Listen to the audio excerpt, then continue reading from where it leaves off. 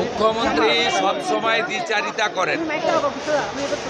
আমি মুর্শিদাবাদে দাঁড়িয়ে মুসলিমদেরকে ধন্যবাদ দিয়েছি যে তারা সিএ এর সময় মমতা ব্যানার্জি এনআরসি বলে আগুন লাগিয়েছিলেন, গোটা বাংলায় হাজারদুয়ারি এক্সপ্রেস পুড়িয়ে দিয়েছিল। এবারে মমতা ব্যানার্জি এসআইআর কে এনআরসি বলেছিল, কিন্তু মুসলিমরা সেই ফাঁদে অনেকেই পা দেয়নি। তারা বুঝেছে মমতা ব্যানার্জি একটা মিথ্যাবাদী।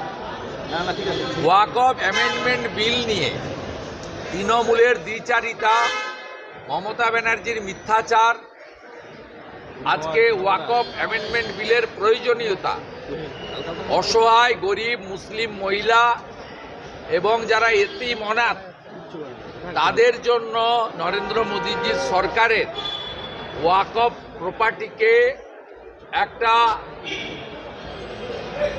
সুন্দর ব্যবস্থাপনার মধ্যে সরকারি ব্যবস্থাপনার আনার যে উদ্যোগ, এটাকে সবাই সমর্থন করেছে।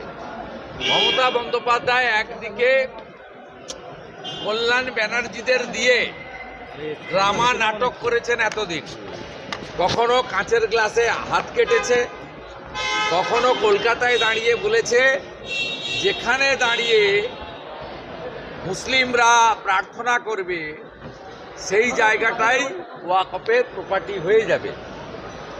অন্যদিকে ফিরহাদ হাকিম, সিদ্দিকুল্লাহ চৌধুরী সহ তৃণমূলের মুসলমান নেতারা যারা মুসলিম কার্ড খেলে ভোটে যেতে, তারা বলেছে যে ওয়াকফ অ্যামেন্ডমেন্ট বিল এলেও পশ্চিমবঙ্গে কার্যকর করতে দেব না।